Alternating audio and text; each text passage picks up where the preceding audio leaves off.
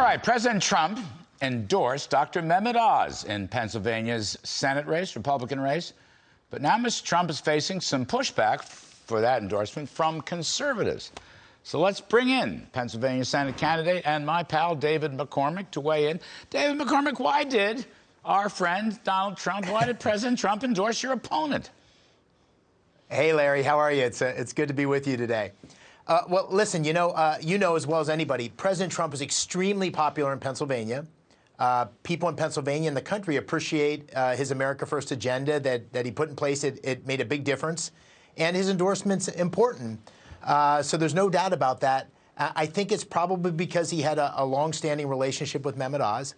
But the problem is Mehmet Oz isn't popular in Pennsylvania. He's got a set of positions on guns, where he's done shows in 2018, written articles in 2019 that suggest an assault weapons ban and confiscating weapons and government intervention in gun violence. He's written extensively about fracking and the ban, and recommended a ban on fracking, like was put in place by New York. And he's actually been a huge advocate of Obamacare, was paid by the California Trust to go and sell Obamacare. So this is a guy who doesn't match up with Pennsylvania, Republican, but I think Pennsylvania more broadly, values and policies. And that's why my campaign has great momentum, and I've continued to have great endorsements from lots of our common friends, from Mike Pompeo to Ted Cruz to Bob Lighthizer, who led the China policy that you were such an important part of for President Trump. So listen, I think ultimately this race will come down to Pennsylvanians asking themselves what makes the most sense for them, and America First conservatives asking themselves who's going to go to Washington and fight for those values and principles. And I'm pretty confident Pennsylvanians are smart, and they'll pick the right person, and that'll be me. Right. How's Oz on taxing and spending and money printing? And how's David McCormick on taxing and spending and money printing? Well, I can't speak for him exactly on that. I'm not sure exactly what he thinks on that. But what I think is that the tax cuts... Isn't inflation a big issue? I mean, I would think inflation is a gigantic issue, and gasoline prices and so forth. Oh, it's a huge issue. It's everywhere I go. And the Pennsylvanians talk about inflation. They talk about energy and gas prices. And listen, this is where you have the contrast of the terrible policies of Joe Biden, the spending policies, the policies at the Federal Reserve, the energy policies, which have led to the price in fuel, which is a key driver of our inflation, the overspending.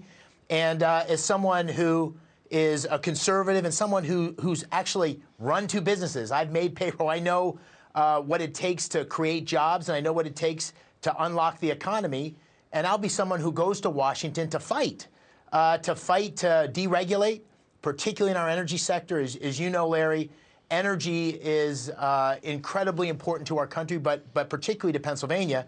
And we can have three things at the same time. We can have energy dominance in the world, which is a huge national security benefit, and that's something that Joe Biden sacrificed with his terrible policies. We can have a robust economy driven by our energy economy, and that leads to additional manufacturing and all sorts of things in our economy. And the third thing we can have is a cleaner environment, and this is where Pennsylvania is such a role model. In the last 15 years, we've increased energy production by 700%. And greenhouse gas emissions have gone down by 40%. And that's because the natural gas in Pennsylvania is among the cleanest in the world. What Joe Biden's done, ironically, has not only hurt our security and hurt our economy, it's hurt the environment because we've had substitution from Russia and Venezuela and all these other places that don't have natural gas and petroleum as clean as our own. So are you suggesting that Dr. Oz supports Biden's extreme climate policies and opposes fracking? Is that what you're saying? Well, what I'm saying is that in his own words, in 2014, he wrote an article which talked about the health concerns around fracking, the fact that he would be very worried about the health consequences of fracking, and he proposed a moratorium in Pennsylvania, a banning of fracking like that was put in place in New York.